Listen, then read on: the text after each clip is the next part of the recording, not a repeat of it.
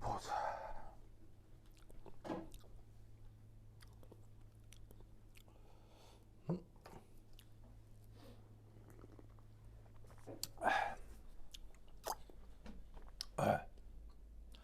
자, 문제에서 보면 요 이원자 분자라고 해서 C2라고 나와 있죠. 보이시죠?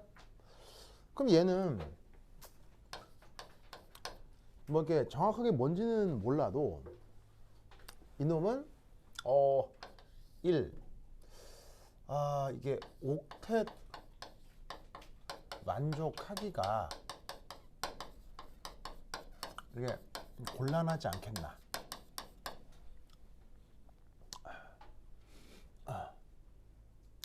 그래서 이제 그 탄소라고 하면 최외곽 전자가 몇 개 있어요? 탄소는 최외곽 전자가 몇 개 있어요? 4개가 있지, 4개. 그럼 최외곽 전자가 하나, 둘, 셋, 넷. 그리고 또 다른 탄소 혼자도 최외곽 전자가 이렇게 4개가 있으면 만약 이 상태에서 이제 요렇게 이렇게 되면 옥텟을 뭐 만족한다고 할 수도 있겠죠. 근데 이제 이런 식의 사중결합, 이 문제에서 뭐라고 그랬냐면 문제 뭐라 그래? 문제에서 사중결합이 아니다 라는 뉘앙스의 얘기가 나오고 있거든요. 무슨 말 알겠어요? 그래서 이제 이 녀석은 그 뭐냐면은 이 사중결합이 아니라면 옥텟을 만족할 수가 없기 때문에, 그래서 이 녀석은 안정한 화합물이겠어요? 불안정한 화합물이겠어요? 그래서 이 녀석은 불안정하고,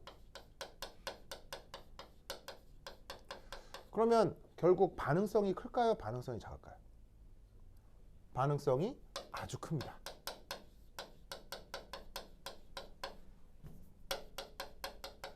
그래서 우리가 살고 있는 지구 환경에는 이런 게 많이 있을까요? 별로 없을까요? 그래서 우리의 보통의 조건에선 얘네가 나타나기가 어렵습니다.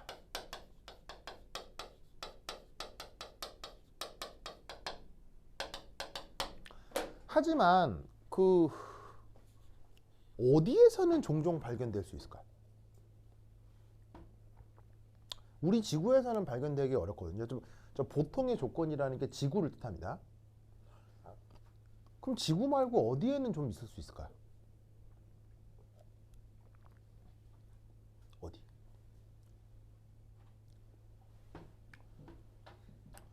어디 있을까요? 하연아.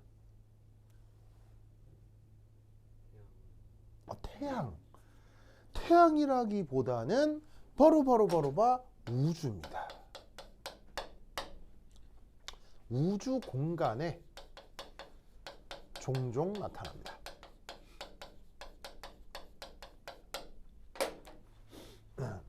자, 왜 우주 공간에 있냐면 우주 공간에 있는 게 좋아서 있는 게 아니라 우연찮게라도 C2라고 하는 분자가 나타나면 걔는 반응성이 커서 주변에 다른 물질을 만났을 경우 다른 걸로 충분히 반응을 해버릴 수가 있거든요.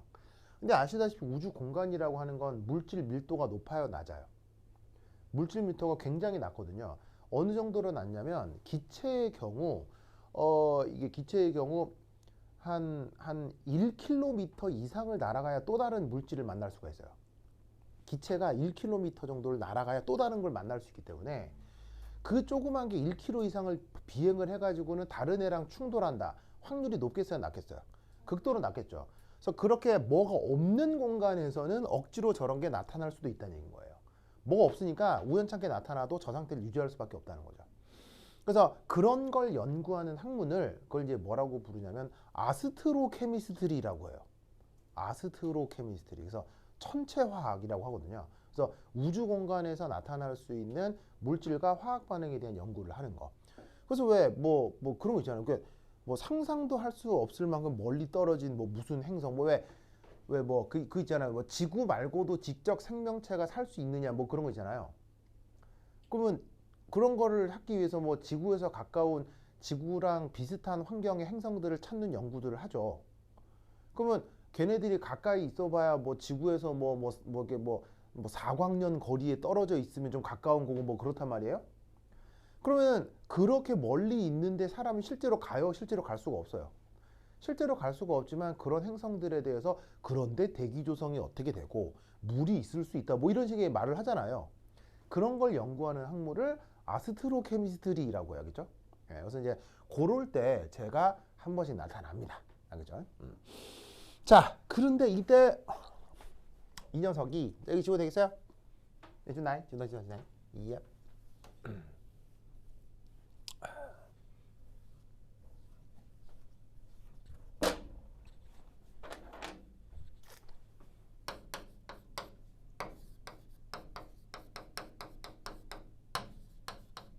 얘를 다르게 어떻게 분석을 해볼 수가 있냐면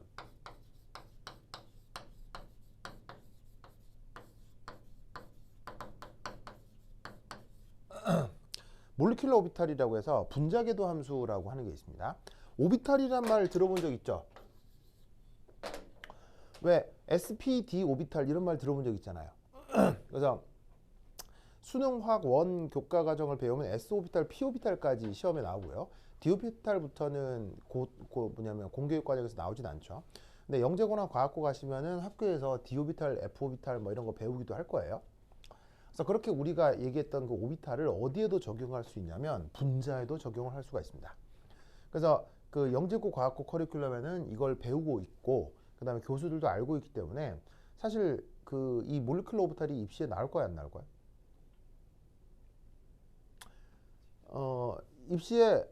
입시에 대놓고 나오진 않습니다. 대놓고 나오진 않는데 은근히 나오기 때문에 이런 걸 얘기를 해주면 교수들이 아주 좋아합니다. 굉장히 좋아합니다. 그래서 사실은 이런 걸 미리 공부해 두는 게 편리하긴 하겠지만 뭐 공부를 못했다 하더라도 희망을 벌일 필요는 없어요. 왜냐하면 이게 다는 아니기 때문에. 그래서 뭐 간단하게만 말씀을 드리면 자, 위로 갈수록 고에너지 상태라고 합시다. 그럼 여러분 탄소 원자의 최외각 전자 배치가 어떻게 될 거냐면 ES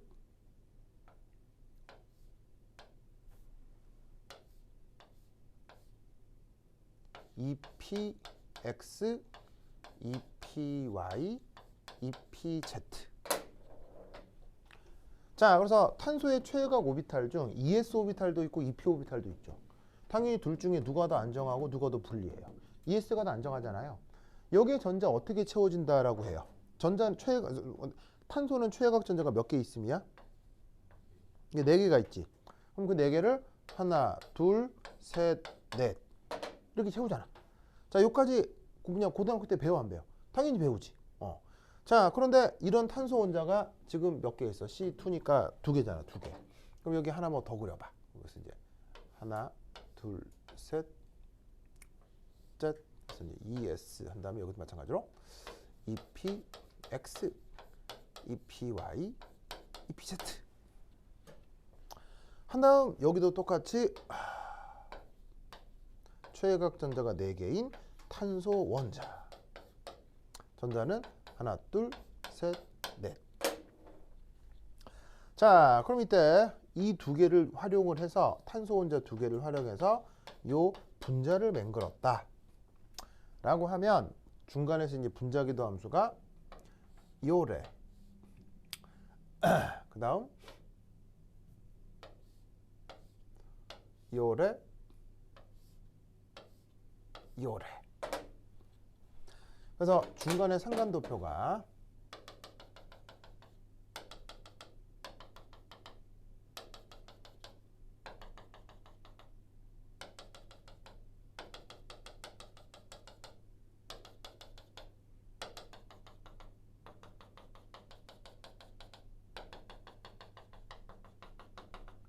뭐 이렇게 구성이 됩니다. 그래서 뭐 100%다 이해할 필요는 없는데 우선 원자궤도 함수가 하나, 둘, 셋, 넷, 다섯, 여섯, 일곱, 8개의 원자궤도 함수가 있죠. 그럼 분자궤도 함수가 중간에서 하나, 둘, 셋, 넷, 다섯, 여섯, 일곱, 8개가 만들어지는 상황이다 라고 생각을 해봅시다.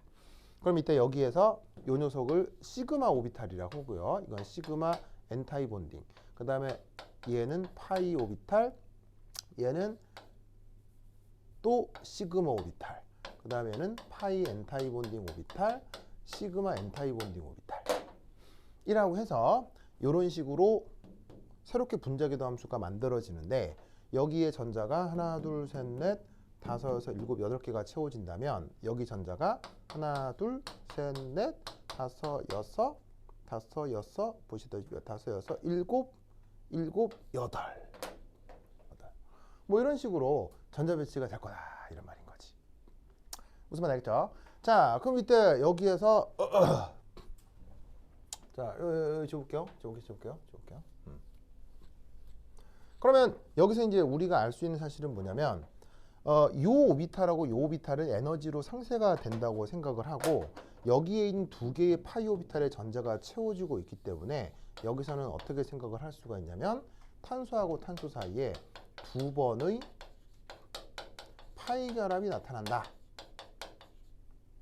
라고 계산해 볼 수가 있어요. 그래서 이것으로부터 이 탄소 분자의 구조를 자, 탄소라고 쓰고 최외각 전자가 하나, 둘, 셋, 넷. 탄소라고 쓰고 하나, 둘, 셋, 넷.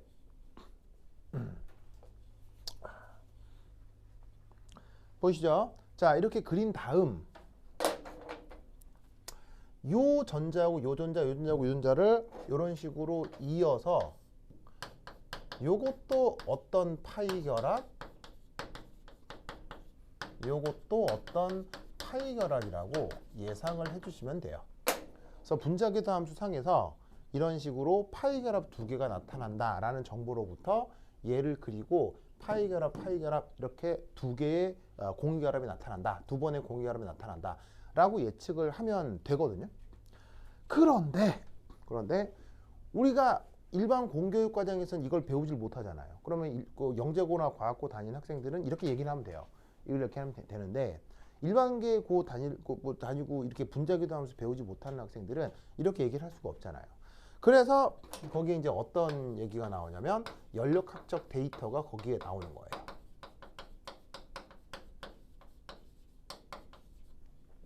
그래서 그 연력학적 데이터가 거기 뭐라고 돼 있냐면 탄소 단일결합, 이중결합, 삼중결합과 관련된 거기 결합끼리하고 평균 결합 에너지가 나오고 있죠.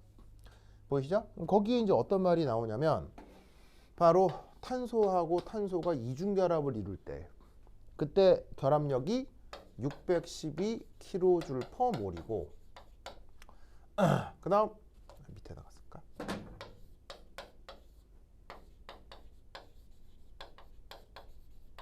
그리고 탄소하고 탄소가 삼중결합일 때 그때 결합 에너지가 837kJ/몰이다. 그리고 탄소하고 탄소가 단일 결합일 때 348kJ/몰이다 라는 연력학적 데이터가 나와 있죠. 그렇다면 지금 문제에 제시되어 있는 결합 에너지가 뭐라고 제시되어 있냐면 이게 607kJ/몰의 결합 에너지다 라고 문제에 제시되어 있기 때문에 지금 나와 있는 이 녀석의 구조가 여기에 있는 단일 결합보다는 조금 더 세고 이중 결합보다는 살짝 약한 어떤 구조다 라고 얘기를 해주면 된다 이런 말이죠. 아시겠죠? 그래서 이거를 배웠으면 이렇게 답하시면 되고요. 이거 안 배웠으면 어쩔 수가 없죠. 데이터 보고 이 중간쯤 있어서 단일 결합과 이중 결합 사이에 있는 어떤 화학 결합이다 라고 말을 해주시면 됩니다. 알겠죠? 네. 결합 길이는 왜 이렇게 짧아요? 이게 뭐냐면 보시다시피 결합 길이가 이제 왜 짧아지느냐? 왜 짧아질까요? 식음은 없어요. 왜냐하면 주변에 다른 화학 결합이 없어서 그래요. 그러니까 이제 이런 거는 이제 사실은 이것까지 설명해 줄 필요는 없는데 의외로 결합 길이가 되게 짧죠. 결합 길이가 얼마라고 되어 있냐면 여기 이제 1.24 옹스트럼이죠. 근데 거기 보시면은 여기가 1.20, 그다음에 여기가 1.34 옹스트럼인데 결합끼리 측면에서 보면 오히려 요거하고 요거 사이에 어떤 화학결합이라고 보여지기도 한단 말이죠. 그런데 그건 왜 그러냐면 여기 이것까지 얘기하긴 좀 그렇지만 이게 이제 뭐냐면 이게 탄소 이중결합 결합끼리는 어디서 측정이 된 거냐면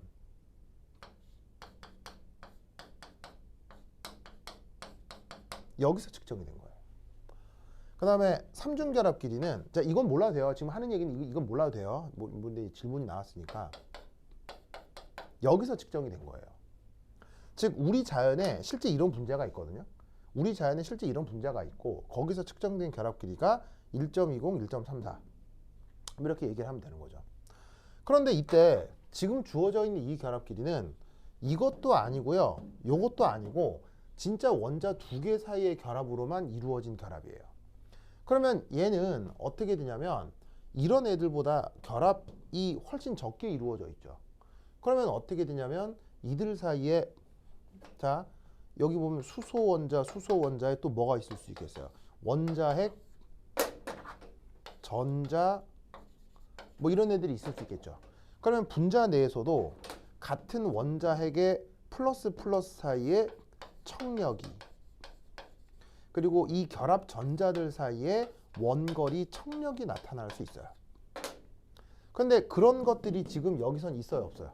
상대적으로 적죠. 그래서 어떻게 되냐면 이 원자하고 이 원자가 주변 청력이 없으니까 조금 더 가까이 붙을 수는 있죠. 그래서 이렇게 결합 길이의 차이가 심할 수 있느냐라고 하는 건 여기서 측정된 결합 길이는 실제 지구에 존재하는 에틸렌, 아세틸렌에서 측정이 된 건데 이건 그게 아니라 진짜 우주 공간에 떠다니는 이 녀석의 결합 길이라 약간 차이가 있을 수 있어요. 근데 뭐 이런 것까지 답할 필요는 없습니다. 답할 필요는 없는데 뭐 혹시나 이제 누가 물어서 궁금하다 한다면 이렇게 이제 생각을 해주시면 돼요. 그래서 지금은 결합 에너지 기준으로다가 요거하고 요거 사이다. 뭐 대충 그런 구조다라고 말씀을 해주시면 되겠습니다. 그래서 서울대에서 제시하는 답안은 그냥 특별한 설명 없이 이거 그리고 끝입니다. 그냥 이게 끝인데 그때 이제 교수들이 뭐라고 물었겠죠. 왜 저렇게 생각하느냐에 대한 얘기를 이렇게 답을 해주시면 되겠습니다. 자 됐고요. 자 그 다음 이 문제와 관련된 그 또 중요한 것 중에 하나가 어디 갔더라? 저기 뒤에 가시면 그 괄호 8번 문제 있죠. 괄호 8번 문제 찾으세요? 8번 문제? 괄호 8번 문제? 새끼 문제 중에 8번이라고 되어 있는 거? 요거 한번 언급해 보도록 하겠습니다. 자, 요게 이제 뭐냐면 괄호 8번 문제는 이게 되겠네요. 여기 줄게요. 여기 준다. 됐죠. 자, 그럼 8번 문제.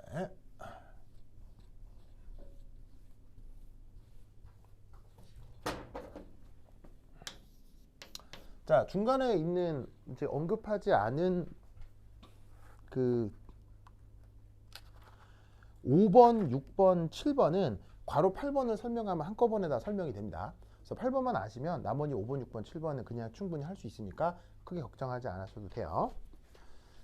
자, 8번 문제는 뭐냐면 바로 C2 요 플러스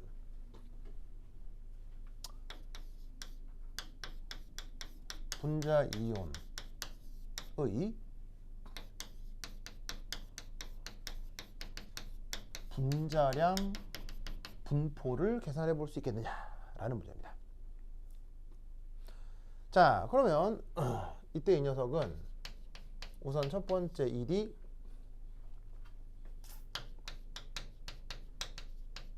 가능한 분자식. 자, 탄소 두 개가 모여서 2 플러스가 된 상태로 1이 들어와서 이 실험을 했다고 쳐보자 이런 말이에요. 그럴 때 이 실험상에서 어떤 분자량들이 나타날 수 있는지를 살펴보라는 얘기인데 어떤 분자식이 가능하냐면 자, 아까 탄소가 질량수가 12짜리가 있었고 탄소가 13짜리가 있었잖아요. 기억나시죠? 그래서 이 두 개가 어떻게 될 거냐면 조합이 돼서 새롭게 C2 플러스 분자가 됐을 거란 말이에요. 그렇다면 여기서 가능한 분자식은 12와 12짜리, 12와 13짜리, 그리고 13과 13짜리가 조합이 돼서 C2 플러스 분자 이온이 될 가능성이 있다는 거죠. 맞습니까? 자, 다른 경우의 수는 있어요? 저게 다예요. 저게 다죠. 그렇다면 이 경우 가능한 분자량이 얼마냐는 거예요. 이때는 분자량이 12가 2개니까 24일 거고요. 그 다음 이때는 12하고 13이 조합이 됐으니까 25. 이때는 26이 되겠죠. 이때 아까 우리가 그 조사했던 동위원소 존재비. 자, 이걸 한번 보시면 탄소 12하고 탄소 13이 자, 존재비가 P, Q 라고 한 다음 얘가 0.989 얘가 0.011이라고 했었죠. 그럼 여기서 수능 기출에도 아주 많이 나오는 건데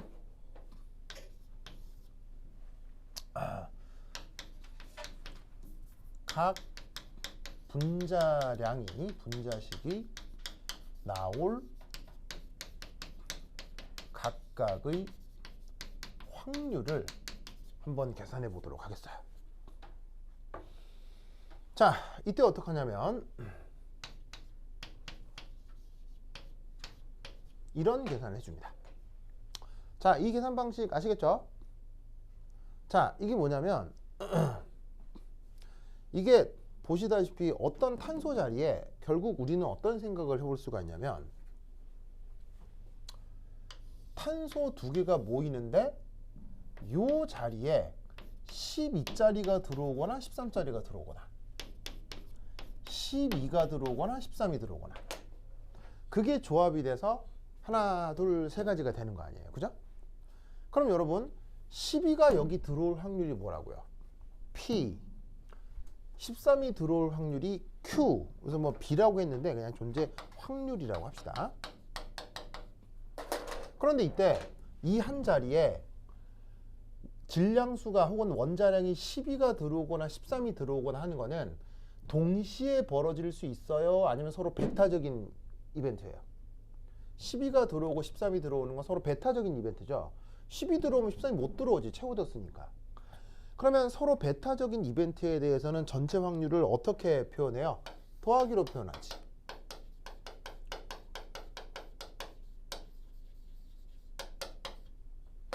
그런데 그런 일이 어디서도 동시에 일어나요.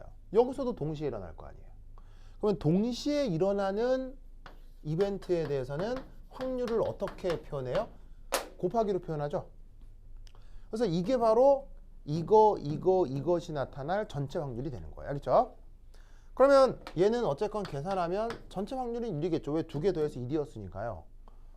제곱하건 말건 그냥 1인데 이게 의미가 있는 게 아니라 얘를 다항전개를 하는 거예요. 다항전개를 하면 P제곱 2PQ Q제곱 1이 되는 거죠. 알겠죠? 그러면 이때 이 각각의 의미가 뭐냐? P제곱은 바로 누가 2번 들어가는 거예요. 12가 2번 들어가는 거예요. 바로 분자량 24의 존재 확률인 거죠. Q제곱은 뭐겠어요? 13이 2번 들어가는 거니까 이거는 26의 존재 확률일 거예요. 그럼 나머지 2PQ 이게 누구겠어요? 이것도 아니고 이것도 아니면 나머지 분자량 25가 나타날 확률이 되는 거죠. 그래서 문제에서는 분자량이 24가 나타나고 25가 나타나고 26이 나타날 그 전체 확률의 비를 물었거든요. 그러면 최종적으로 뭐를 계산해라? P제곱 2PQ 그 다음에 Q제곱 요 B를 계산해 주시면 됩니다. 그러면 어떻게 하라는 얘기예요? 0.989 제곱 대 2 곱하기 0.989 곱하기 0.011 마지막 0.011 제곱 요거를 뭐 최대한 할 수 있는 만큼 계산해 주시면 돼요. 알겠죠? 그래서 서울대에서는 그래서 이제 얘를 어떻게 계산하라고 했었냐면 뭐 어떻게 뭐라고 돼 있더라? 보자 찾아보자. 서울대 기준으로는 이걸 계산을 해서 이렇게 계산하래요. 대략 8,100대 180대 1 정도 나온대요. 대략 하면. 알겠죠? 그래서 요거 1로 잡고 나눠주면 대충 이 정도 나온답니다. 뭐 이건 뭐 여러분 열심히 알아서 계산하시고요. 그래서 최종적으로 아까 여기에 있는 탄소 원자를 가지고 실험을 했을 땐 12짜리와 13짜리가 요 비로 나타나겠지만 얘가 조합이 된 C2를 양이온으로 만들어서 실험을 하면 어떻게 된다? 세 가지 분자량이 요런 확률비로 나타나게 된다라는 얘기예요. 무슨 말 알겠죠? 그래서 그거를 계산할 수 있겠냐를 묻는 문제입니다. 그냥 지나갔던 5, 6, 7번 문제는 그냥 이거의 또 다른 그냥 다른 표현들입니다. 그래서 이제 5, 6, 7번도 보시면 크게 어렵지 않게 판단할 수가 있을 거예요. 됐죠? 자, 논리를 꾹꾹 긁어두시기 바랍니다. 오케이, 됐다.